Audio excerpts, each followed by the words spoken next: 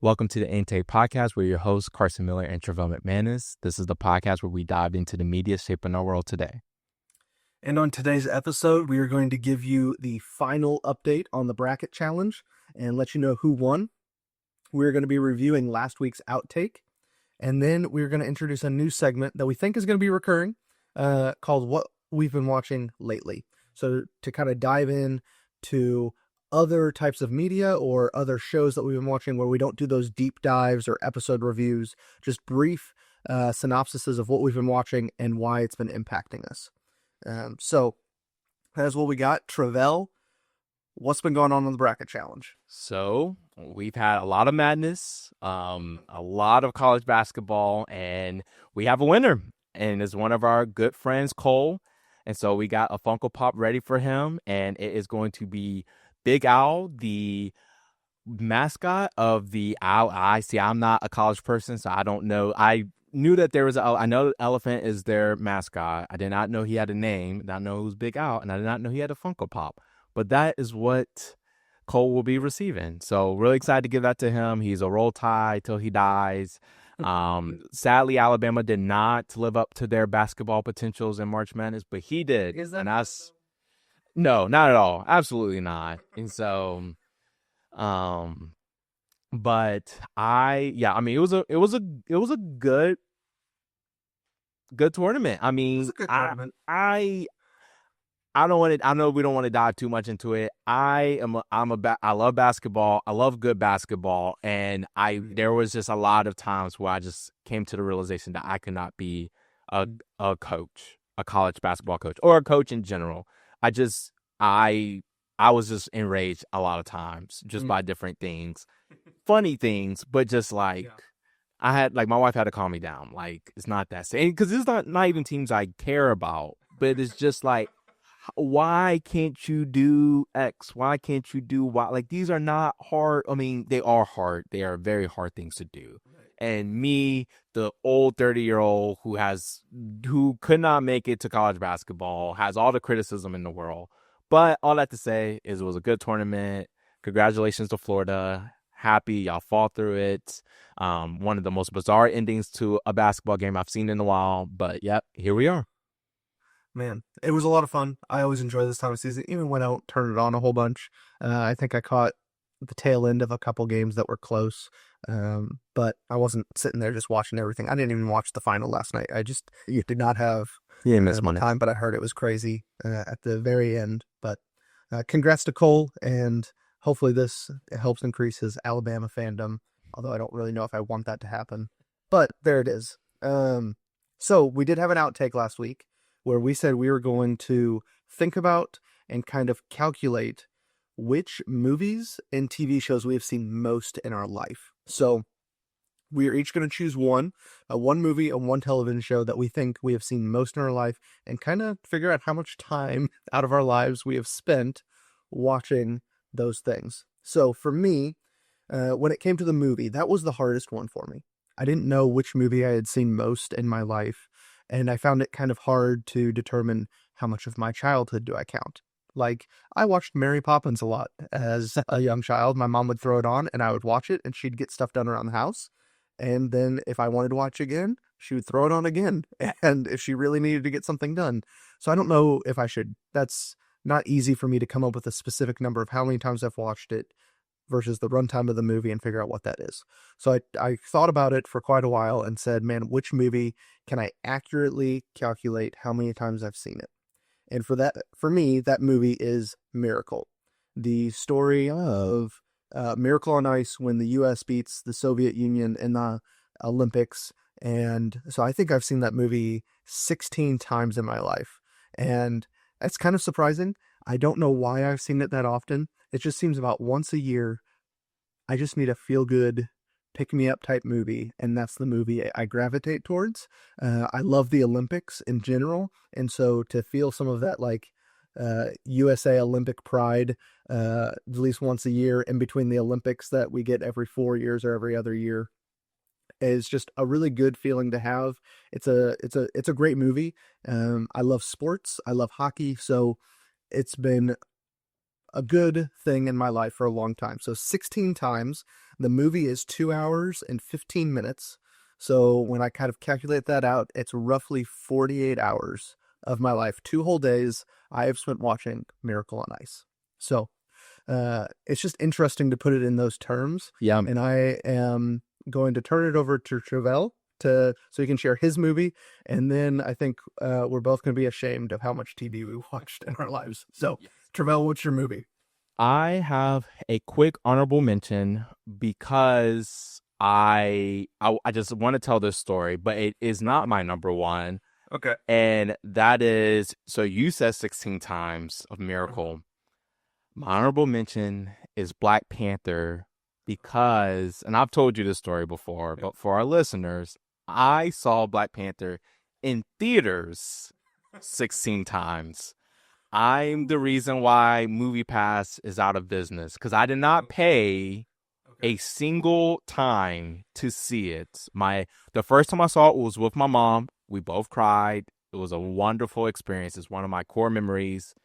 And it was in a time period where I just graduated college and I was about to start my first job, and my first job was rough. So Mm. this movie brought a level of comfort that I had just felt with my mom before I went off to start working. And I had just gotten Movie Pass. I was like my big boy purchase. So I guess I paid the $10 a month subscription to then see it 16 times. But yeah, so I would just, any day I had a bad day at work, which was very common because of just, I was a sales job, it was bad. I would just go see Black Panther after work. Like I just went straight to the movie theaters and saw Black Panther over and over and over and over again. I would take people, if someone told me they didn't see Black Panther, I'd say, okay, what are you doing tonight? We're going to see Right. Black Panther. So I took about 4 or 5 different groups to go see it, but then saw it by myself like maybe 10 of those times. So that's my honorable mention. That puts me in at 36 hours, so a day and a half Yeah. spent of my life at the theaters. I haven't watched it a lot since that because I've seen it. I can quote it.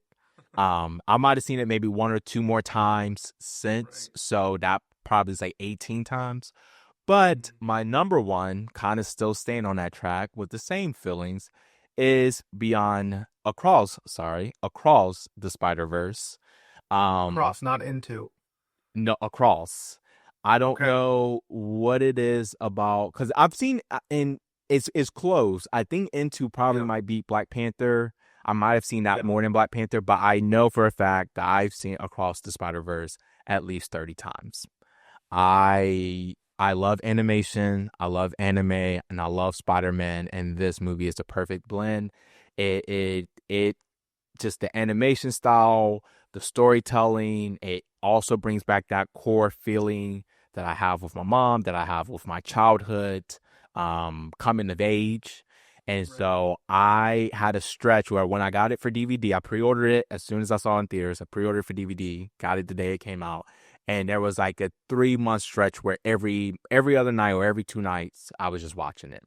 And then so it's just really good experience. But yeah, so with that being 30, um, seeing it over about 30 times, that puts me at 3 days because it's like Okay. 2 hours, a little over 2 hours. So that's what the Right. math is putting me at. Okay. That's not too bad. For movies, I feel like that's pretty good for us. Like, Yeah. I don't feel ashamed of that. No, Uh, no. when it comes to television, I do. And Yeah. I think some of maybe the disclaimer or the rationalization or whatever we're going to call it is that we grew up going from no streaming into streaming in our adolescence and college, and then have figured out how to find a balance with streaming probably in adulthood, Yeah. where it was just a part of growing up to some degree, and there wasn't unnecessarily like any rules or regulations as it was an emerging way to watch television.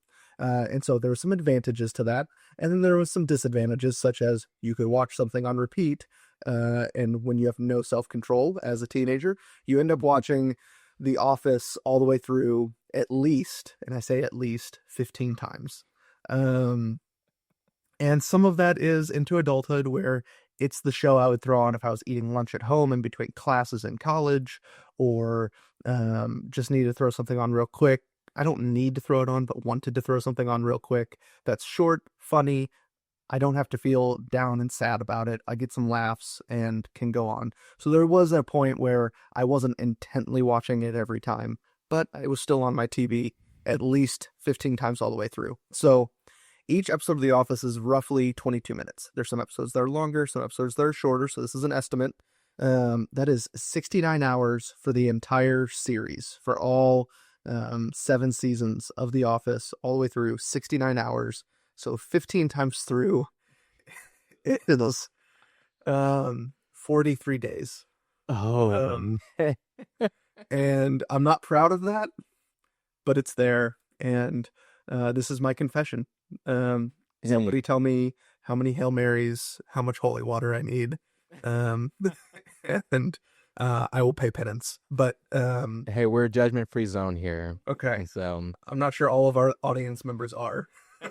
But we want to create a judgment-free zone. But that is mine, The Office, far and above anything else. So okay. I'll turn it over to you. And yeah. Oh man, I feel bad because I wish I can like have like be in this shameful moment with you, but I sadly mine is only like 1/7 that Okay. as far as time, but it is an anime. It's Full Metal Alchemist Brotherhood, and it is an anime that same as you like started as a kid, and it just taught me a very valuable lesson about life, how I look at relationships, how I look at religion, how I look at my purpose on this earth. And so it grounds me in a way to where I make it. And this one's where I can tell you exactly. I've seen it 7 times because I watch it every other year from the time I first watched it when I was like 14, 15, and I just finished it when I turned 30. So it grounds me in a way that I just always feel like is a good reminder of something that just moved me, kind of changed how I saw life at a very young age. So thankfully, it is only 20 minute episodes. It's only 63 episodes. So it's really easy to get through. Like I usually when I do it, I get through it in half a week. Okay. Wow. Because it's really powerful. It's really quick, and I just love it. So with that, that only puts me at 6 days and 2 hours. So not a month and a half, but eventually I might get there. Like Right.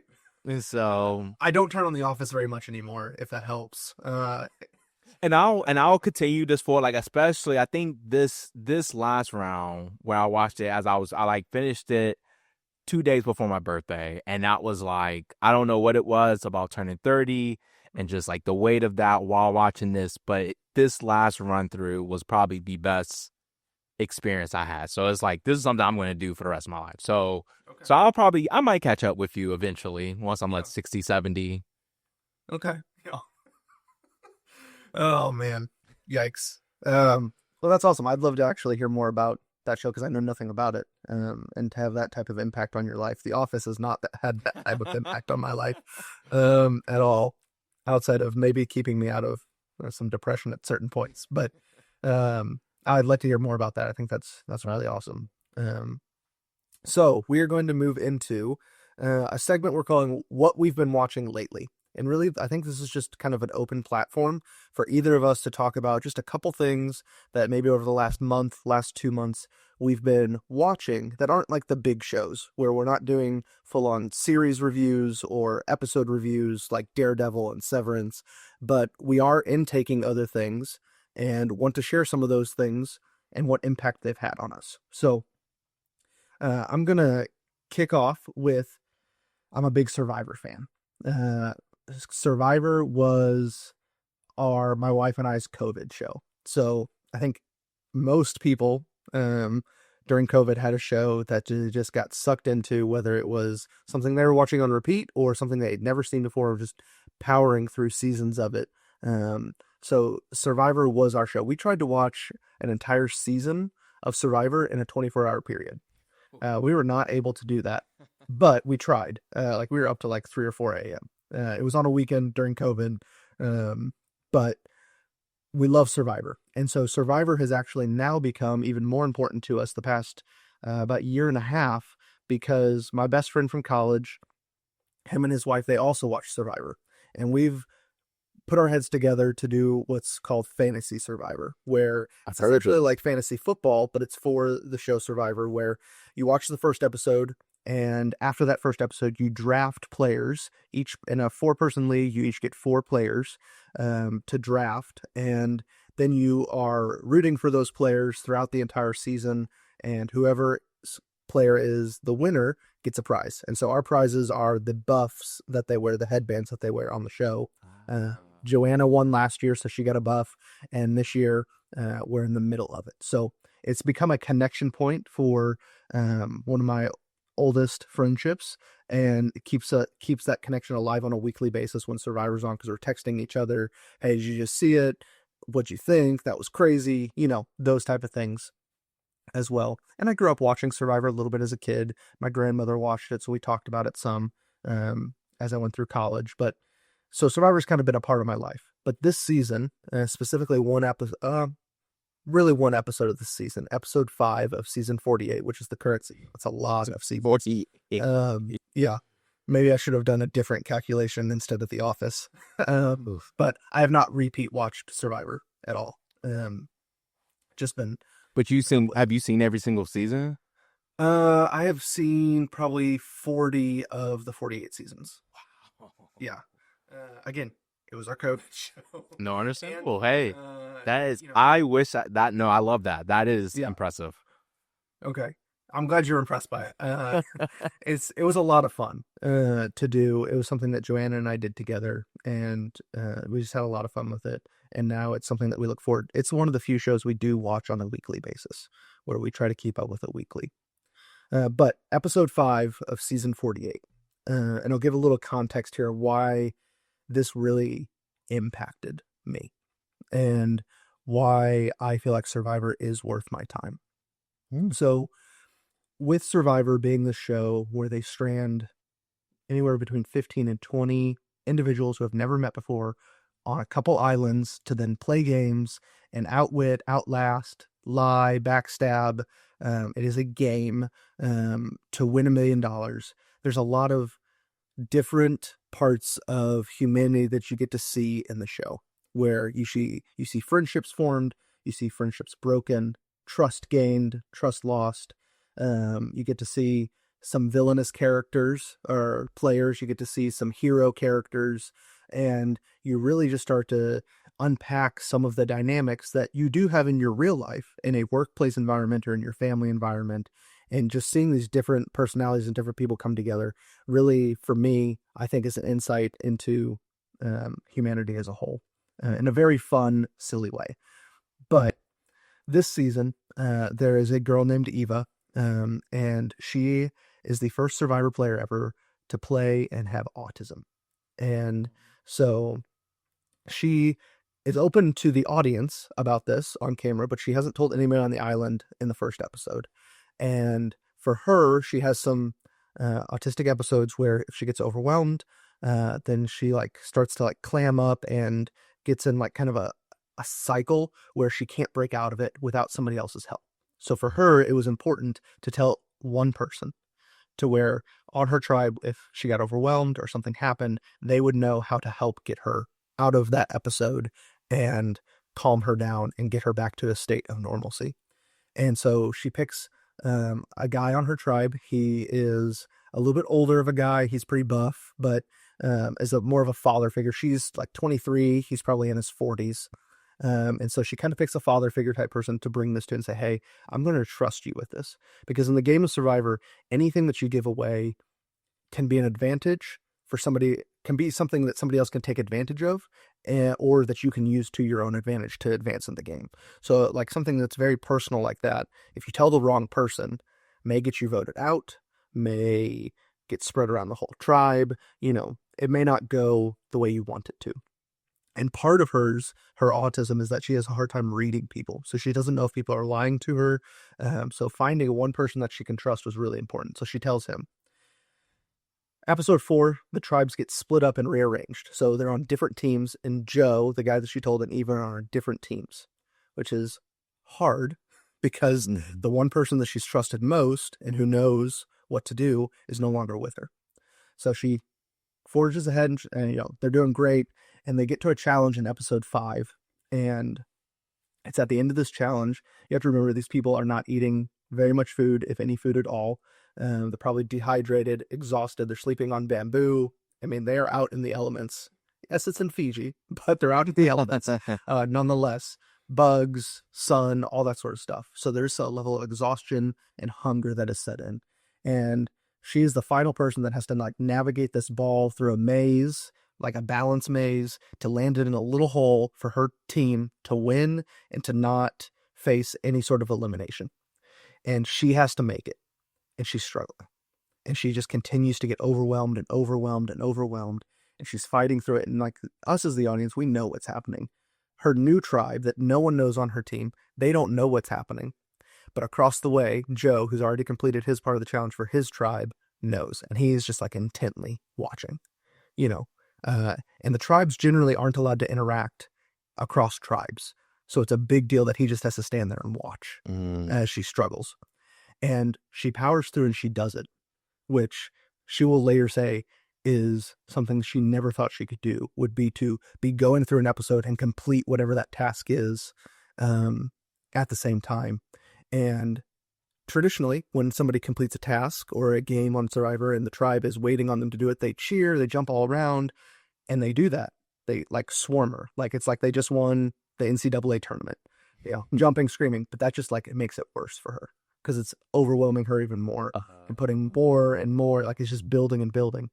And you're sitting there, heart like I'm almost crying thinking about it because your heart is breaking because like no one knows they're doing what they think is best, but it's not what's best for her. And eventually Jeff, who's the host of the show, says, "Hey Joe, why don't you go over there?" And you get to see a very human moment of Joe calming her down, hugging her, touching her hands is something that like seems to work for her. She told him that, and just calming her down and bringing her back down to zero. Knowing that he had to not be able to do that, had to hold off because he wasn't allowed to, and then the host breaks the rules of Survivor to allow this moment to happen to get her brought back down to get her grounded again. And then the host goes to Joe and says, "Hey Joe, why don't you tell us what's going on?" Well, it's not his job to tell anybody Eva's scenario, what she trusted with him, and he doesn't. And he just says, "Yeah, I just see she was struggling. We have a special bond, so I just went over and helped." And then Eva tells her story about how she has autism to everybody in the entire show. And just to see the reaction and to hear the story, I mean, I was crying. Jeff, the host, who never cries, he's like almost emotionless a lot of the time. It was crying. And just to see that human moment was like very sobering in a way of just like, wow. When you trust somebody like that, and when you choose the right person to trust with something that's such a precious part of you, and for her to then exemplify her autism as like a strength and not a weakness of, yes, I have this, but it's just a part of who I am, and I can be an example to other people with autism and show them what is possible by me being out here. Just a very human moment. And so when I think about Survivor, those are the moments I think of, and it's a moment unlike any other, really, but there's others, I guess, like it. That doesn't make any sense, but it was a very special moment, and it very much impacted my week, my day, my month, and so I thought it was a good space to bring it up here. Survivor episodes traditionally are about 45 minutes, and every week we get to do that with our friends, even though we're long distance with them, and get to see and experience different human things along the way. So How that is many? why I wanted to talk about Survivor. Yeah, how many episodes are in a season? It varies. So over Okay. 48 seasons, they've changed the show a lot. In fact, there was after season 40 and COVID, it changed drastically. So it's usually, right now, I think it's about 12 to 13 episodes in a season. Okay. I think at some point it was up to like 18. Others were down to like 10. So they changed it a lot it's been going on since the year 2000. So it's changed a lot, and just our society has gone through a lot of change as well that they try to adjust with that. So, About 12, 13 episodes per season right now. Okay. Man, I mean, that story definitely changed. I mean, I've never had negative feelings about Survivor. I remember watching it. My mom, I don't think she watches it now, but she did watch it growing up. And I would occasionally could not understand what was happening at all, but would watch like the games and like just, the theatrics of it, really watching it to see my mom's reaction. But just reality TV in general, like, has always been one that I just have not spend a ton of time in, a lot of content. And I think part of it too would be she will watch that and then she'll watch The Bachelor. So I kind of put Oh, those two things together, right. even though completely different concepts. And I know that Right. now, but the premise was close to me. And now I'm seeing that very much isn't the case. Yeah. Like, what is it about Survivor based on just like other reality, like with the stigma that reality TV has, I don't want to list all of them, but the names. Yeah. Like, what is there, I think that moment you highlight was one, but is that like a very common, like, is that those moments overriding, like, going against a lot of the negative things that we usually see in reality TV? Um, to me, it does. When you have those very special moments where you get to see somebody maybe overcome a trauma in their past by being out there, and specifically in this last few seasons, seeing people be away from screens for so long, for them to kind of detox from that a little bit and put some of the skills or have parts of their past come back to them a little bit, and for them to be able to process it. And sometimes they're doing that within their tribe. Sometimes they're doing it in the middle of a challenge. And to see people kind of overcome some of those things, I think is very powerful, and a testament to like our ability to do those things as humans, where sometimes we tend to process our emotions now on social media, or we process them by drowning ourselves in the office 15 times, or, different things. They don't have that option. They only have the option to process it because they're out there by themselves. There's a crew and everything. But Mm-hmm. so you get to see that. The stigma of reality TV, some of it is that the reality TV that I don't like is when drama is produced by the production crew, Mm-hmm. or the writing of the show. Where drama is sometimes on The Bachelor or Big Brother or some of the other reality TV shows, I feel like there's heavy influence from the production crew.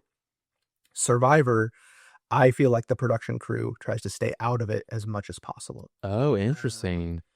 Not in a like they will help somebody if there's a medical emergency, or Yeah. like they're on those type of things, but they're not introducing like new information to the game that isn't at least accessible to everybody, or it's everybody had a chance to find the hidden prize or whatever it was, the immunity idol. um there seems to be more rules and structure, so it's kind of like you're playing out a board game in real life more than a I don't know, a hyper stylized, hyper reality TV type thing. So Okay. I think it sets it apart because I feel like production has a step back from other reality TV shows. Interesting. Okay. Yeah. So um that's why I love Survivor. So I Yeah, guess I no like that. no need to ask if it's a add or a drag, and so Oh, that's great. it's a definitely a value add in a lot of different ways. And Survivor connects a lot of people outside of it. Like there's a community of people that this is their connection to their family. You talking about your core memories with your mom at the movies. Um, there's some of that for me, for our family members, where you know my grandma's not doing too well. I don't know what to talk to her about at a certain point. Was we talk about Survivor, Yeah. what's been going on lately in it. So that was one of the three that I wanted to talk about. So I'll turn it over to you. What have you been watching lately? Okay. And actually, this is a great transition because your very own from Survivor, Mike White, Okay. yes, is the producer. Do you remember him in No. Survivor? Okay, so I don't know. All I know is that he was on Survivor and that Okay. he has produced this show and he has taken people from his season into the show, not on like a big acting gig, but they would just be like extras. But The White Okay. Lotus. So this is a Max show. It Yeah. has a very interesting plot formula that it does for Okay. each season, where each season is a different story.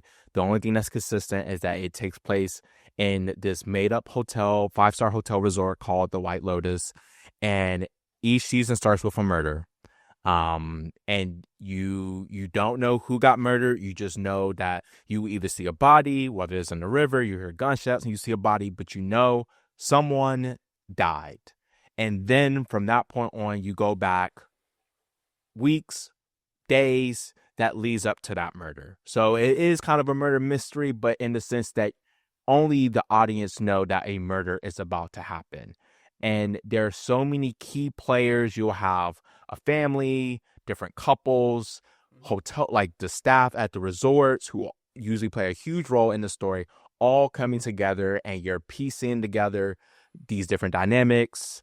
Since this is one of the most luxurious hotels, you see a lot of different personalities. Especially when it comes to wealth, you have people who wealth maybe are more organic, whether it's starting from the bottom, working their way up. Some doing shady business, and just seeing those different dynamics is really interesting. But I just finished season 3 and had its finale Sunday, and it was interesting.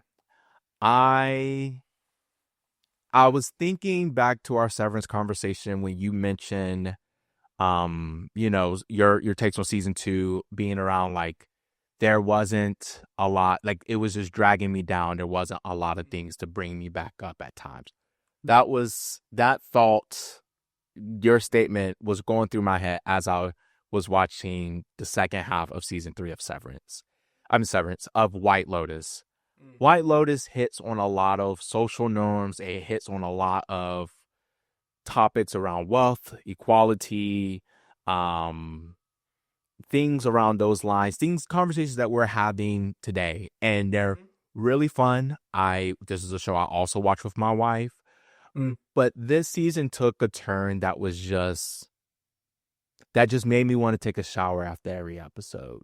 Mm. Just it was not even in some ways like just gross in some of the things that they did, but also just the story was just really dark. It Mm. really highlighted more so the worst impulse of people Mm. in a way that is just frustrating to watch. If I'm being honest, and I think that's the point. But there is a point where it's like this is no longer fun to watch because it's that frustrating. Like it's that Mm. frustrating that people in these situations can act this way, whether it's because of money, whether because of trauma, etc. Like it this season really painted a dark picture of humanity that I think a lot of people did not resonate with, and I don't think the first 2 seasons did. I think the first one very much felt like a comedy. It Mm. very much was like almost a parody on wealth and on the lifestyle that these people have and how they see your everyday common folk like us.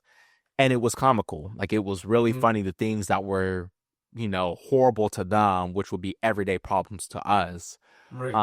And then the second one really hit on some deep, things around marriage, Mm. the value of marriage, like some really hard conversations, where this one just really was just kind of chasing a lot of hype, chasing a lot of really playing into like the TikTok audience that we have today. A lot of like things meant to be talked about on social media, more so to be a good story. And I did enjoy the conversations that came out of this show. I watching it with my wife always is going to win me over. But as I look back on the fact that it was 8 hours of my life, Mm-hmm. and I just question like how am I going to watch season 4 Right. and how much value, because I don't think I could definitely could say it did not add value to my life because it didn't really tell me anything that I didn't already feel. It just, Right. if anything, reinforced those in a way that was just negative to a point where I don't want it to be. I don't want it to be that negative. I don't want it to be that dark. Right. Like like there are good people who have wealth and there are bad people who have wealth. Like I think money can amplify who you are as a person more so than just immediately corrupt you. And I don't think, and that wasn't the main talking point. There were so many other different plot lines around religion, around like love. What is love? Like, how much do you love broken people? Mm. And how that played out really bothered me. I'm still thinking about it. It's been almost 48 hours, and I'm still upset about the ending and just how it went. I don't know how much I want to like how spoiler, but it's just like the couple who did die at the end, the way it went about, just completely frustrating. It did not pay off. That's what I'm Mm. trying to say. Like Yeah. you see episode 1, you're like, okay, who died? How did this happen? And then you get to episode 8 or 7, and you're like, oh, it's 8, and it was like, like I just don't like that. Just Right. didn't. And it's not even that I wanted it to be something different. I just hate that this is what it was. Like I don't Right. have anything to compare it to. So Okay. so all that to say, I don't want my wife to be mad at me because I don't know. I haven't talked to her a lot about it, about how I Yeah. felt about it. I don't think she loved it either. I think we both finished that episode was kind of, but she overall loves this series, and I do really like this series, and it is a Right. very interesting plot. Like the formula they have, it works. It's really interesting. It drags you in. The way that it tells, because there will be 15, 16 main characters, and Mm. they Wow. execute on that really well. It's like reading a book. Like the way you can have a 5-minute interaction with one character and you know everything you need to know about that character. It's like reading just like a paragraph about a character in a book. Like the storytelling for character development, things like that is really solid on an Yeah. individual level. But when you start bringing these characters together, it just, for this season specifically, it Mm. just got really weird, really dark, really gross. I'll just go ahead Right. and say that. But yeah, so yeah, it Okay. was interesting. Yeah. So I have not seen a trailer. I have not seen an episode. I haven't seen anything about White Lotus. I've heard about it. Just didn't I heard it was a resort type thing and, kind of I was like, "Oh, okay. That's not something I'm going to add to my list." But Yeah. you've talked to me about it, and season 1 seems like it's up my alley. Season Yes. 3 does seems like it may not be. Um but what do you think will be the determining factor for you on season 4? Like, are you automatically going to give it a shot? And then if you do, how many episodes do you think you'll give it for it to change your mind based on the way season 3 left off? And that's what makes it so tricky, because it's one of those shows where if you start it, you have to finish it in order to get that Mm. payoff or to know if it was worth it. Mm. Um, and that's hard. I think it depends on how many characters and how, because it varies based on how many different families dynamics Right. intersecting with each other, and just kind of assessing what direction or what story they're trying to tell with this group of people, Right. maybe in the first 2 episodes, and kind of take it from there. Yeah. Because another thing that is frustrating, and some people is fine, for me it's deeply annoying, and this is probably the biggest criticism I have of White Lotus, is that because only 1 or 2, maybe 3 people die at the end of these seasons, you'll have a lot of plot points that have nothing to do with the outcome Mm. of the Right. show.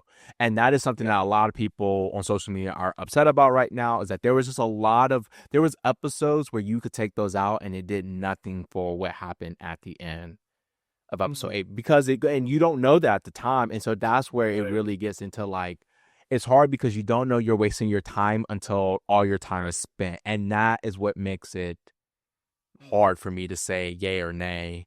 Yeah. I'm just gonna have to because I kind of was feeling that at the beginning. I thought, man, it's just hard, because it's like you're like, I don't know what story they're trying to tell. This is gonna be really weird, but I think it's gonna blow my mind. I just gotta keep following through with it, and it did not do it. Wow. So yeah. Okay. I like the concept though. I like that each season is a Yes. different set of characters. I like that I don't like that episodes will feel like a waste at the end, but I do like that there is some of that like kind of choose your own adventure type vibe to it where Yes.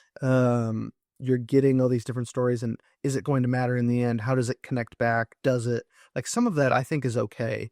Yeah. But I think what you said about if it's just getting kind of out there and it's not paying off, then are those things worth the time? And I think that's interesting. I'm more intrigued to watch White Lotus now, partially, but I wouldn't know what happens. And I like a good murder mystery type show, as long as Yeah. it's not too spooky. I don't do spooky. No, it's not. No, not But spooky. all right, so what I'm going to bring to the table now is Alone, which is another kind of reality survival show, but very different from the game of Survivor. So Okay. Alone is kind of in the vein of Survivor Man, or what was it called with Bear Grylls? Bear Grylls had a show where he'd go out and like try to survive by himself for a while. It's on the That's History Channel. yes. I Um, can't remember the name of it, but I know what you're talking about. so it's one of those shows, Okay. but it is also a competition where they drop 10 people usually in northern Canada somewhere about a month before winter hits, and they are truly alone. So I think with Bear Grylls, he always had a camera crew with him, and then Survivor Man did his own camera work and everything. But this is a competition, so they drop 10 people with their own camera equipment and they leave them. They do get check-ins with the production crew, medical checks, and battery switch outs for cameras and stuff. I think it's like once every 2 weeks, maybe. And then it probably gets more frequent towards the end because they're doing a lot more medical stuff at the end. But even in those, they don't talk to the participants at all. It is only medical questions, and that's it. And then they're out. So they try to give this person as big of an experience, a lone survivalist, as they can. And these are not regular people. These are survival experts, people who are in the field of primitive tools, primitive survival skills, hunters, backpackers, like people who have experience to where they actually survive out here because they are left with clothes, 10 items that they choose, in a camera kit. And they're out in the Canadian wild, which has grizzly bears and wolves and moose. And they have to find their own food and build their own shelter. And so it's like a true survival show. Like you were watching them build it from the ground up. And again, this is a multi-season show. We kind of found it probably during COVID. And I think there's about 10 seasons. It's kind of hard to track because they have different sub shows that come out of it and everything. But it's kind of a fun show to watch. You get to see these people survive. But kind of as you go through it and you start to see them start to starve a little bit because they can't procure enough food, everything, it becomes not as much fun to watch. And again, kind of like with Survivor, where there's less production crew involvement, I feel like that allows more for people to show character growth, to show them overcome trauma, to overcome obstacles that maybe they made a decision on day 10 that affects them on day 30, and they're not able to overcome that, or they are able to overcome it. So you kind of get to see some of these things that kind of resonate with you as a person, and you kind of put yourself in their shoes a little bit and go, man, could I do that? And most of the time the answer is no, because I don't have the skills to do it. But if I did have the skills, what choice would I make, or how would I overcome that? Or they grew up in an abusive household and nature is their outlet and where they found healing from that. And so you get to some of those stories. So we've been watching the most recent season. My parents were in town last week. We decided to throw it on with them. My dad's a Boy Scout, an Eagle Scout. And I kind of wanted to see how he would react to it. I think he thought it was okay. It's kind of a goofy show. He doesn't really like reality TV, but I think it was just enough up his alley. He might go home and keep watching it. But then we all kind of got sick and we just kept throwing it on because it was the easy thing for us to throw on at the end of the day when we're all tired and not feeling great. And so then we got to this week. My parents had left. We had like 4 or 5 episodes left in the season. And Joanna was like, hey, we're going to watch Alone. And I was like, I just can't. Like, we're kind of towards the end. People are starving. It's getting a little sad. And like, I'm starting to come out of the illness that we had. We don't know what it was, but we were sick. And I'm starting to feel better. And I just like, I can't go back down into the dumps right now. Mm-hmm. And so we've kind of paused for a few days where we aren't watching Alone, and we'll go back to it. We will finish the season. It's a good enough show, and we enjoy the show enough to go back and finish it. But there was like hey, we need a break.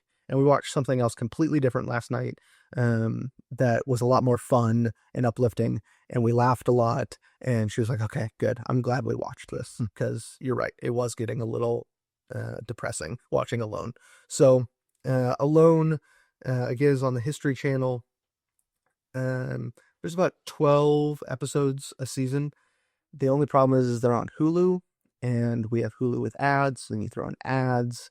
Each episode is like, it's not 45 minutes an hour. It is an hour, a full 60 Oh, minutes. oh, And so it kind of gets like a slog a little bit with the ads and yeah. everything. So that's kind of where we ended up on the show. Really enjoy it still, going to finish it. Just needed to take a break because it was going to become not worth my time. Like, it's going to tap out if we kept pushing. So No, that's that interesting. is a look. Yeah. No, that's interesting. I've never had a show where like I just needed to pause knowing I was gonna Mm, come back. Because I've had shows like Walking Dead where I just one episode I was like, I'm done. I just can't do this anymore. Too much, yeah. too much. But so my question would be, what is the payoff at the end of the season if it is getting to a point where they are just starting to suffer? Right. So they're kind of in this weird transition between pre-winter and winter. And Mm. I think the season's set in like the Arctic Circle. So they're pretty far up north. Oh, Um, and so that transition's really hard because the normal food sources they have before it starts to snow go away, but the water isn't frozen enough for them to ice fish. okay. And so they're in this critical point where they're just living off of what they've stored up essentially. And that kind of gets a little tricky. So there is some payoff of they're going to be able to do more and thrive a little bit more once full on winter hits to some degree. And then there's the payoff of who wins the show. So there's a prize of like $500,000 for whoever survives the longest. And they don't know, the part of the show is that they don't know if the other competitors have tapped out or not.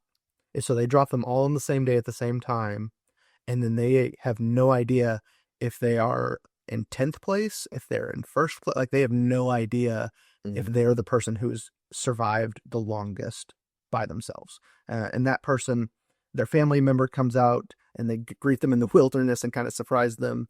And then they win. And, you kind of get that payoff of they were the one who overcame and survived. So there is a good payoff at the end. We're just in like that critical point where it gets really, really hard. Yeah, Uh, yeah, Especially even when your own life, you kind of had a rough week and you're like, I would rather not watch somebody else go through a rough time right now. yeah. So I hope that answers your question. Yeah, no, that Yeah. does. That does. Because as someone who is not a nature boy at all, seeing other people suffer like that would just make me it would freak me out. Because I'm already like, I don't need any other reasons to like fear being out in the wilderness. This would do it for me. And so, but no, that's really cool. Do they have any kind of like fantasy or any kind of game with this one, like The Survivor or? They kind of tried during COVID with like an after show and stuff, and it just didn't really work. Okay. And they do thrive at certain points as well. So it's also fun to see them thrive. So it's not just you're watching people suffer; you are watching them. So like I feel like I'm not actually picking up survival skills. I'm not testing these things out. I'm not practicing them. But if for whatever reason I was stranded in northern Canada, I feel like I would have a better shot than the person who didn't watch alone. Give me, yes, absolutely. Oh, you could say me. I will say you have a better shot than me for sure, because I would not know the first thing to do. Like eat some berries that will take me out. That would be my first action. Right. And so, I would know what type of shelter consumes the least amount of energy to build. oh, okay. Which is, something that I don't normally think about, but it's kind of And that's fun. really neat. So, That's neat that's like the things that they're doing. So like they're like building these, like executing on these things, like building it out. uh-huh. Yeah, that's really cool. Yeah, it is a lot of fun. Just needed a break from it, overall for this go around specifically. So, Nice, nice. Interesting. I like that. Nice little diversity there of like something that brings you joy and something that you just kind of needed to hold off on. And I guess I yeah. could go ahead and go into mine, which kind of follows that same trend, just a little bit on the flip side. But switching it up here, we don't really talk about video games. But I do love to game occasionally. And if you live in Arkansas, it has been a very gross past few days of weather. And when that happens, and thankfully my power was only out for 2 hours of it. So the other hours I was playing video games. And so I have been playing Assassin's Creed Shadows for about the past week and a half now. And this goes into the Assassin's Creed series. If you're not familiar with the Assassin's Creed series, it's a very interesting concept where you are playing as an assassin who is inserted in a time of history, and that history varies based on the game. So we go through um the Revolutionary War, um during the time of pirates, Vikings, ancient Rome, um, Egyptian, like during like just a lot of different time periods. But for Shadows, this one takes place in feudal Japan in the Mhm. 1500s during the time of samurais. And there are two main characters. You're playing as a shinobi slash assassin named Neo and a samurai named Yasuke. And Mhm. the Assassin's Creed series likes to take a lot of creative freedom on history and what and how it inserts assassins and Templars, which are the villains, into history. So Yasuke is a black slave who through the slave trade ended up in Japan. And history says that he only spent 2 years there before leaving Japan, and even where he went after that is unknown. Not a lot of documentation there. Well, with this game, what did is they took Yasuke's story and turned him into an actual samurai, someone who got, got to Japan that exact same way through the slave trade, but through one connection to another and one opportunity, he ends up finding himself being a samurai for one of the biggest feudal lords in Japan. Mhm. And then he comes across with this assassin who is trying to understand the history behind her mom's origins as an assassin who disappeared at a young age. And these two partner up to kind of figure out both of their histories. And the story is kind of all over the place. Really, for me, it's been more so just the gameplay. I Because of my ties with anime and just my love for anime, it just inherently brings out a interest in Japan and Japanese culture because that just really very much bleeds through in anime. So being able to travel throughout Japan during that time period, the game is really beautiful. Mhm. The graphics are just really awesome. It's called Assassin's Creed, so you can only imagine what you're doing as an assassin.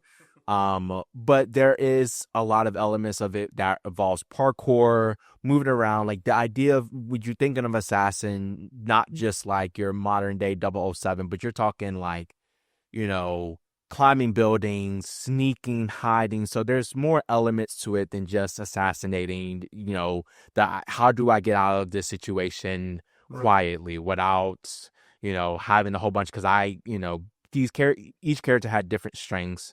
Yasuke can handle big gatherings, but he was bad at sneaking. So if there was going to be a lot Mhm. of enemies, I had to switch up. And this was something new for Assassin's Creed. Like they've never done two characters with completely Mhm. different play styles to where you really had to think about your approach to different situations, which character would be better for what. Honestly, Neo, she was better suited for most of the missions because she is the assassin, and Yasuke very much felt like a secondary character. That's kind of my criticism to the game. But at the end of the day, both were still really enjoyable. I put in a lot of hours in this game. Don't even feel comfortable. I mean, if you share, I'll share. My game, when I saved my game earlier today, it had me logged in at 43 hours.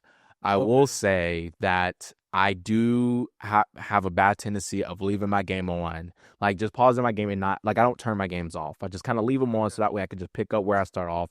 So Right. I'm just going to throw out that some of those hours might be just it on a pause screen, but probably 90% of it is accurate. So Okay. I'm close to beating the game. Like I think I Okay. might be able to beat it tonight. So I will say that I have really enjoyed it. I've enjoyed the story a, a, a good amount. It's Mhm. kind of all over the place. It's an open world game, and it has a lot of the issues that open world games are having now these days, where it's just so much going on. It's hard Right. to keep up. It's not Yeah.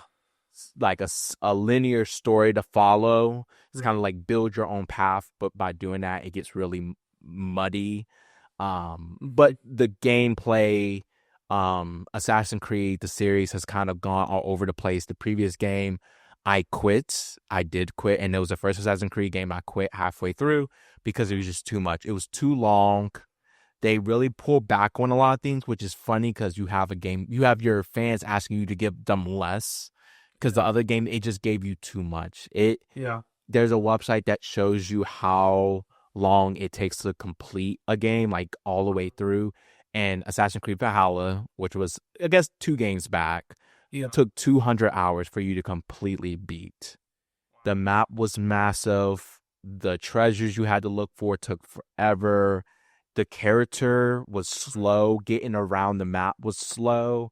Just annoying. So this was a breath of fresh air. And that's kind of was my, like, all I asked for this game was don't be that.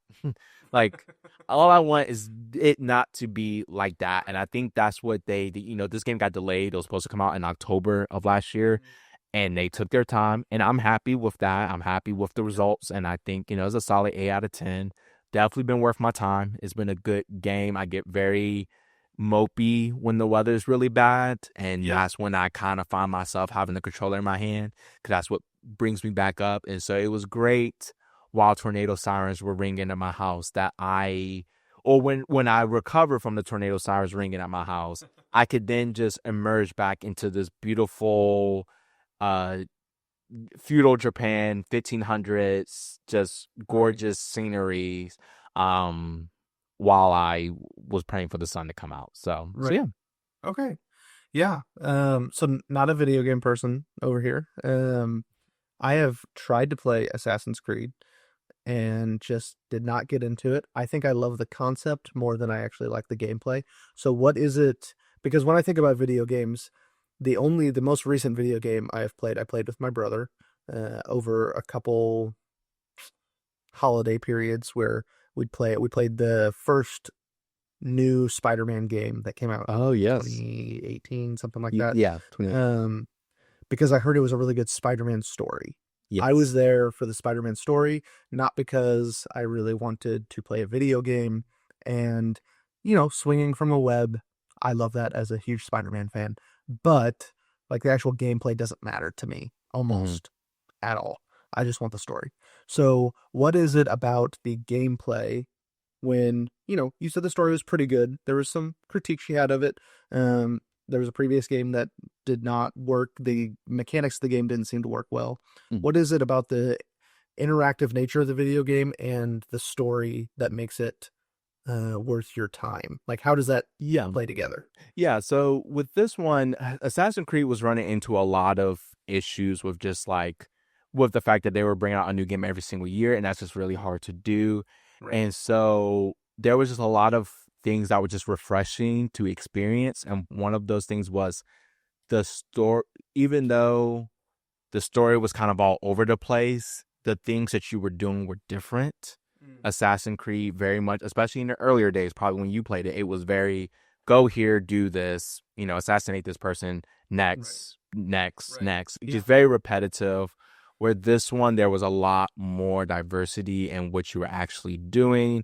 Mm. You were finding yourself in different situations that you normally wouldn't find in the other games, Mm. where you had to really be strategic on which character you were going to use for what. And I think that's really what it was.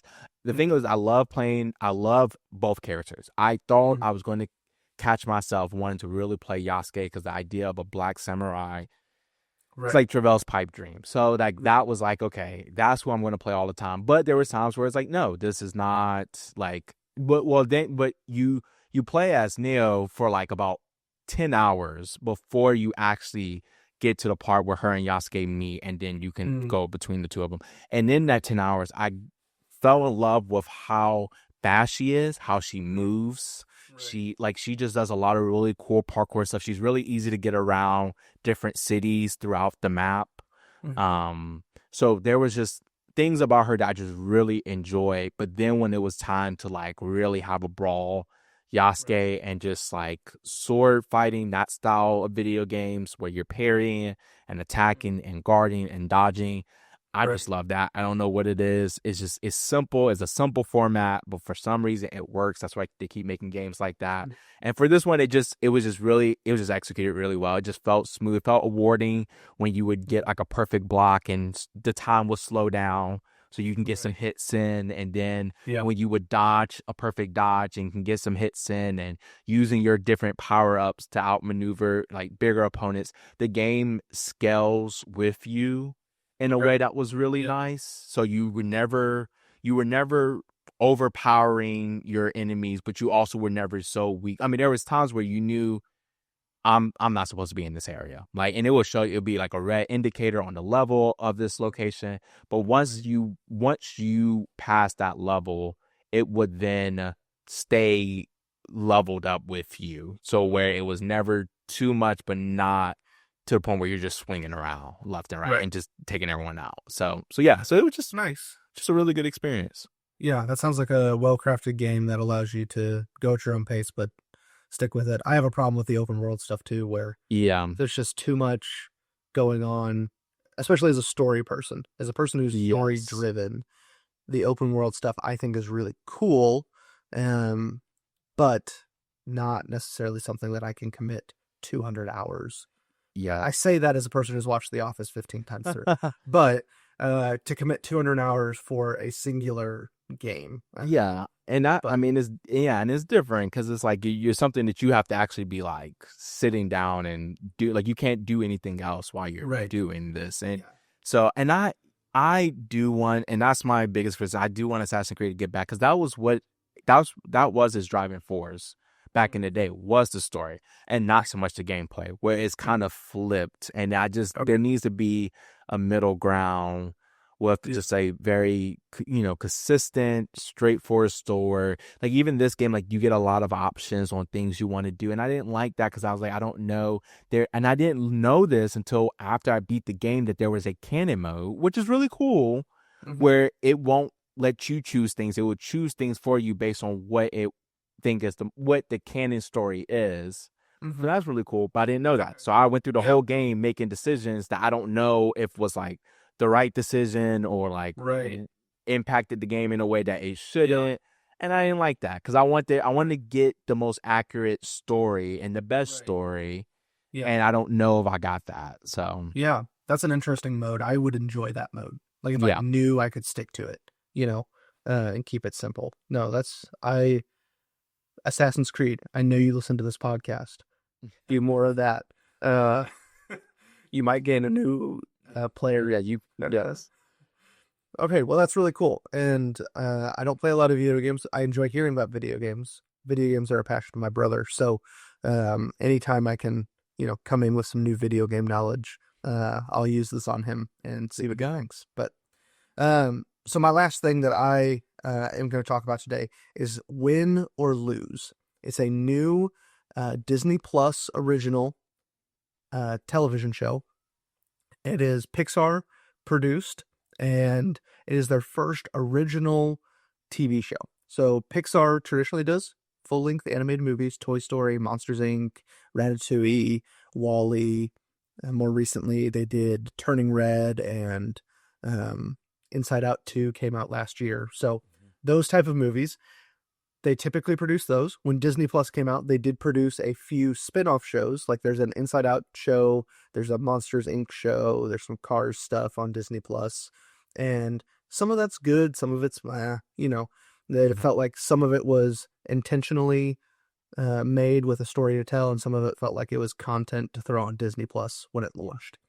But this is their first wholly original show, and it is 8 episodes. Again, it's called Win or Lose. Total runtime is about 2 hours and 50 minutes. Again, depending on the credits. Credits on Disney Plus are really wonky, but each episode is about 20 minutes, leads into 2 hours and 50 minutes total. And it's in more of the animation style of Turning Red, and of maybe a mix between the Turning Red animation style and the Inside Out animation style. It falls somewhere in the middle there. They've Pixar's animation style, especially with their human characters, has really changed over the years. And I yeah. think that would be an interesting, like if somebody put together a TikTok or something where it shows that, I think that'd be really interesting. But it kind of falls in that animation style. And then each episode, they introduce a slightly different animation style or format in the show or in that episode for each character. So the 8 episodes, each episode focuses on a certain character, but the events that are happening in this character's life and each character's life are all at the same event. So there's a softball game that's going on, and you get to see that softball game and the week leading up to the championship game they're going towards from each character's perspective, and you get a different perspective on those events and what's going on in each episode. And you do get the overall story starts to piece together throughout the episodes as well, and so it's very interesting. I think there's a movie in like the mid 2000s called Vantage Point that did something very similar, where it was, I think somebody was getting assassinated, but you got like 15 minutes with this character, so you saw it from their perspective, and then 15 minutes with this character, you saw it from this perspective, and you kind of build the story that way. And it does a very similar thing where you start off in the first episode is a girl who is not very good at softball, and but her dad's the coach, and she feels the weight of her dad being the coach, and it just kind of builds and it builds, and so you're going through her journey from this one softball game the week after up to the night of the championship, and you go through her story. So in the second episode, you get a character that you met in the first episode. Let's just call her, I think it's Rochelle. You get her in the second episode, and you learn that her mom is a single mom trying to raise two kids and the struggles that are going on in their life. So some of the decisions that were made in the first episode by Rochelle and her other characters make a little bit more sense when we get Rochelle's story. And then in the third episode, you get her mom's perspective. It's not even one of the kids on the team. You get her mom's story and what's going on in her life, which you can compare directly to the episode before of her daughter's life, and how their different perspectives, emotions, the way that they're processing things are really interacting together in their family unit, at school, on the softball team. And so each episode is kind of like that, where it builds on itself, and you're watching some middle schoolers go through a hard time in life, adolescence, growing up, puberty, first boyfriend, first girlfriend, weight of parent expectations. You get all of these different stories that build into one story at the end of the night of the championship game. And there is events that happen based on all of these different characters. And it's really, to me, it's more of a study of you never know what's going on in somebody else's life. Mm. At work, at school, at church, you could be sitting right next to them. You could be sitting across from them. You could be on the same softball team, and they have something going on in their lives that is informing and making them make the decisions that they're making in that moment, or the way that they're feeling in that moment. And we never know what those things are. And we're all just trying to do our best to make it through together and to be one team moving forward in life. So I think it is, it was not what I was expecting from a Pixar TV show, but then after I'm done with it, I'm like, okay, this is exactly what I want a Pixar TV show to be. Interesting. Because that's something that you can't really do in a movie format, to Yeah. give 8 different characters' perspectives. And at the end of the show, I don't know if it's been renewed for a second season or not. You get to the end of the show, and at this point, there's secondary characters outside of those 8 that we get that you're like, wait, they've been dropping hints about Tom this whole time. I want to know what his episode is like. Because you don't get his episode, but he is a character throughout, and you're like, man, they've been dropping hints about he's struggling in school right now, but we don't know why. I want to hear his story. And so it's very interesting. It's very Pixar. It's very much, I think it would be great conversation starters for a family, especially if you do have a kid that's like in 4th and 5th grade going into middle school, maybe high school, to really go, hey, we can process these things together. And the more that we talk about it, the more we communicate, the more that we're involved in each other's lives in that way, the better off we're going to be. And there's going to be less misunderstandings. You may make better choices. And so there's just some of that goes on. And you get parents' perspectives, kids' perspectives, school employees and perspectives. So you get a lot of different things going on in the show. It's kind of hard to describe. And I think that's why I haven't seen a lot of people talking about it. I Is that know. I don't know if they promoted it a whole lot, and it's kind of hard to describe, but I think it is 100% worth everybody's time. Each episode only being about 20 minutes to try to tune in and watch Win or Lose on Disney Plus. It's very good. That is cool. Yeah, no, I mean, you told me about it And that was the first time I ever heard of it. Like I had to go and search what it was when I got home after we talked about it briefly because I did. They just haven't promoted. I don't know if it's promoting or I'm just not the target audience, which is kind of goes to my question. You know, like with Pixar, I do think that they do. I'm in that weird middle ground of, Okay. you know, I think Pixar makes great movies for parents and for kids. And Mhm. I am neither. So just, and not so much making it about me, but just like Right. y- you, what, like so would you say that that is the, like, Pixar kind of repeating that theme? Like, is that the target audience for this? Like, is, Um, would you say that that's like the goal of this show? I don't know because I think Pixar does have a range where at its best, Pixar is for everybody. Mm-hmm. I think that, and you can disagree with me on this, but I think like an Inside Out, I Yeah. think everybody relates to, whether you're a parent, a kid, or somebody else. Would that be accurate? Yep. Uh, No, I yeah. haven't seen the second one, Okay. and that's a knock on me. But I have seen the first one, and I loved it, Okay. and I felt very much like that was a everyone's soul was another one that I feel Yep. like no matter who you are, is you're going to get something out of it. And so, but just from what I saw with this one, it seemed like Right. that definitely was Yeah. the oddest. Same with, and it sounds very similar to I haven't seen Red with Big Red. Turning Red. Turning Red, but Yeah. it seemed like that.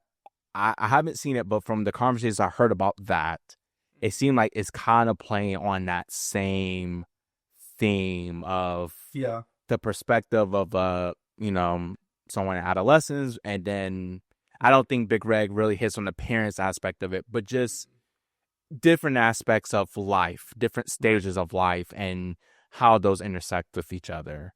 Yeah. I think it is. Because if Inside Out is like peak where it resonates with everybody, Yeah. then there is kind of that middle ground where it really resonates with parents and kids. And then there's a few Pixar movies that are really just for kids. There's not very many of them, but there are a few. And so I think it falls somewhere in between those first two categories where because you have been a teenager and Mm-hmm. you do have um, parents and you do have some of those relationship dynamics that you can fall back to and go, I've been there. And I think you can gain, I think you'll still get something out of it. And I don't think that it's specifically designed for parents and kids to have conversations together. I think it's designed for everybody to realize, like I said, more that everyone going around us has something that they're going through, positive and negative, where we have those moments where why is that person doing that? Like that makes no sense right now. Like are they even focused on what we're trying to do here in this meeting? And they have a sick kid at home and the electric bill's overdue. Or, like there's just so many things Yeah. that could be going on in that person's life that, yeah, they're not focused in the meeting at work. Or, yeah, they fell asleep in class because they didn't have food. Or, like there's just so many things. Or they stayed up late trying to do the homework that they were late to because a car broke down. Like there's so many things that could be going on in a person's life. And they dive into a whole lot of that. And I think it's uh, very much worth our time. I would highly recommend it Gotcha. for Is everybody to watch. So did they do like the weekly launch, or Yeah, was it? I think they did the weekly launch. I did not jump in on that. This has been Okay. something that I waited till it was all out. Said, okay, I'm going to turn this on, and like, hey, Joanna's tired. She's going to go to bed. I'm not tired yet. Let me flip this on. It's quick, and I want to see what it's about. I also enjoy baseball and softball, so I was like, oh, Pixar, baseball, softball. I'm in. Baseball and softball have very little to do with it, actually. Yeah. So it's just the mechanism that they use to get a group of people together and to have those dynamics play out on the field. But so yeah. Gotcha. Nice, nice. Well, my last one is a very simple and short one, but it is an anime and it is Solo Leveling. It just same thing, finished season 2, and it brought me back to those Saturday morning cartoon feels. Yeah. I like to pride myself as an anime critic. I am very Mhm. critical about anime because it is the one form of media that I know a lot about. Mhm. I've been watching it longer than almost anything else in my life. So Solo Leveling was one that took me a while to get into because the concept was different than most of the anime that I watch. Mhm. I love to see a main character face adversity, challenges, Mhm. and see them overcome those in whatever way, whether it's, My Hero Academia, where you have someone who wants to be a hero but has no superpowers. Full Mhm. Metal Alchemist Brotherhood, where you have two brothers who are trying to recover their bodies after committing a magical taboo. All these other different things. Solo Leveling does not do any of that. This is an anime that it is trying to see how to explain it. So it is one day people just got powers, and the world turned into pretty much kind of like a video game where Mhm. you had people who were considered hunters who got powers, and then you had dungeons that would appear, which was just like warp zones where you Mhm. go into it, and now you are having to fight off whatever's on the other end of it for that to be close. Mhm. The people who got powers, their powers, there was a scaling system between a E rank hunter and an S rank hunter. Okay. And there was nothing you can do. Like, this was almost like a birth given power of you are E rank. There's nothing you could do about that. There's no strength. There's no powering up or leveling up at all. So you ED all the way down. And so you get me introduced to your main character, Songwoo, who is a E rank hunter, and he is labeled as the weakest hunter. Mhm. But the hunter lifestyle is a very lucrative lifestyle. So he is doing this to find a cure for his mother, who is really sick and has very expensive hospital bills, and his sister, who's in college. And he goes into this dungeon, which is what they call them, with a team. Like, there's teams. It's kind of like a sports kind of thing where you have different organizations, different teams. Like, Mhm. you're under contract with this hunting agency. Okay. So he is kind of like a freelance hunter, and he gets trapped in this dungeon where things turn left, right, upside down, and all of a sudden he gains this power to be able to level up. Mhm. And so, unlike anyone else, he is turned into pretty much like a true video game character where every time he fights off a monster, he's getting stronger and stronger Mhm. and stronger and stronger and stronger. And very quickly in season one, it gets to a point where he is just stronger than everybody else. Mhm. He has powers beyond anyone else. He can arise the monsters as like a big cinematic reveal. He gains the power to be able to turn monsters into like creatures that he can control by just Mhm. commanding them to arise. And the voice actor has this deep voice, and so he's like arise, and it's just like a big booming moment. And I did not love it. I did not love season one because I was Okay. just like, this guy, like I would see, and they would, increase the risks. Like, Right. here's the new big bad. It gets to a point where the show becomes less about the monsters and the dungeons, and more about the hunters and the conflicts, the politics there. Right. And it does get to a point where instead of him just fighting monsters, he's fighting people. And Mhm. so you see him go against one person after another person, and he's just destroying them. And it's Right. just like, I didn't like this. I was like, I was just waiting for, when is he going to be challenged? And Right. by season two, I kind of got that this is the stick. Like, this is just how the show functions. This Mhm. guy is on another level, solo leveling. He's on another Right. level. And I just turned off that side of my brain that was so critical of it and just Mhm. enjoyed the ride. And it Yeah. was some of the best animation, some of the best Wow. cinematography, some of the best fighting choreography. I mean, it got to a point where you just loved it. There was a term called farming that I learned, Mhm. where aura, you got a lot of swag. Back in my day, we would call it swagger, but this guy, like, he would do things like, there are ways to do things, and then there are ways to do things that just are so cool or just so over the top that it's just like, you are doing this on purpose. Like, I'm trying to think of a moment. Because he was trying to keep this under wraps. Like, he did not want people to know that he had this ability because it was going to put him in danger, his family in danger. So he was still pretending that he was a E rank hunter, a weak Mm-hmm. hunter. And he gets trapped in this dungeon with a whole bunch of hunters that are A, B rank. They get surrounded. And he, like, takes out, they're getting to a point where they're all just getting destroyed.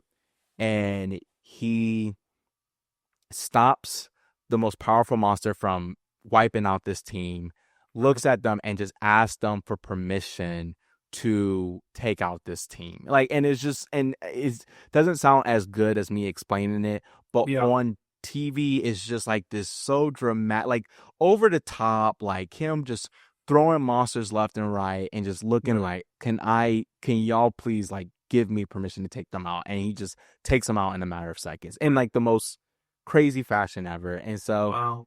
just something I wouldn't recommend because it's not, well, I would.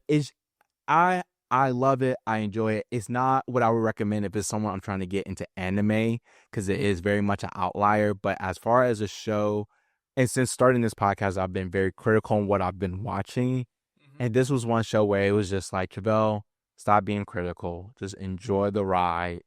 Right. Don't, like, it does have a lot of plot holes. It's not perfect by any stretch of the imagination because I'm probably not Right. doing the best job explaining it.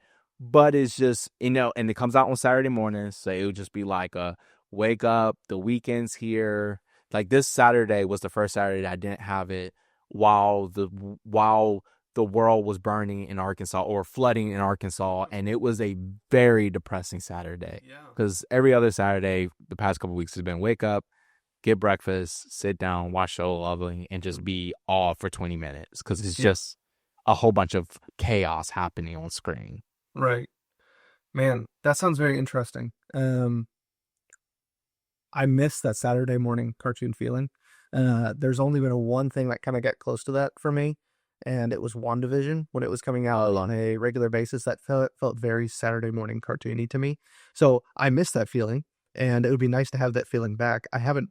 I worked on Saturdays for 5 years, so I'd never had that, Right. even had an opportunity for that feeling. So I've gained that back now.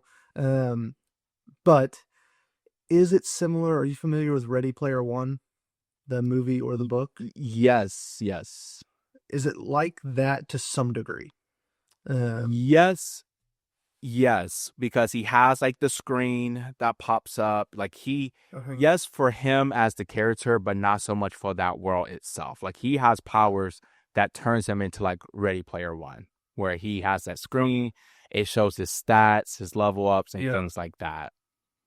but like the dungeon diving and stuff like that, it sounds like the games that are available on whatever platform in Ready Player One it is on their VR headsets or everything, and they're trying to chase after things, and you can play Yeah. with teams, you can not play with teams. You're sometimes contract. Like it sounded very similar to me as you were describing it. Yes, and then I've heard the comparisons of the two. I'm not super familiar with Ready Player One, but Okay. from what I and besides the movie, but like from what I understand, it is a very similar concept. And there's a lot of anime, video games, TV shows that kind of Yeah. follows this style of Right. virtual, like it has that virtual reality feel, but it's Right. in real time for him. Okay. Right. And when you say monsters, I think of traditional anime monsters because it is an anime. Is it any different because of kind of the world they've set up, or is that kind of what the expectation is? What the expectation is just all types Okay. like dungeon crawlers. So yeah, like ghouls, wolves, giants. Yeah, just Yeah. yeah, your typical anime style Okay. monsters. Yeah. Man, I like that style of story. I'm not big into the fantasy type world, more into the Hmm. sci-fi world. So like if it Yeah, was sci-fi, I'd be 100% in. Do you think you said you wouldn't recommend it, but would you recommend it? I would, I would I would recommend it. I know I said that I was like I don't know how I'm wording it. If I was trying to get someone to watch anime and get Yeah. into anime, it wouldn't be the first one I recommend. But if it's someone who doesn't care to get into anime wholly, but just wants something that's enjoyable, that's simple to follow. Like it's not a complex story, and it's Right. just entertain. I mean, some of the fights are just mind blowing, and so I would recommend it. And it's still early. It's only Okay. 24 episodes, 20-minute Okay. episodes. So so easy couple weeks watch through. Yeah. But yeah, it has a lot of hype around it, and rightfully so. Yeah. Okay. I'm intrigued. Okay. Where would I find it if I was going to seek it out? I think it is only on Crunchyroll. It might be on Hulu because Hulu does have a lot of connections, but it is on Crunchyroll. So, Okay. and yeah, I can help you with that later on Okay. if you want to watch it. So, Crunchyroll's an anime specific streaming stream service. service. Yes. Okay. Yeah. All right.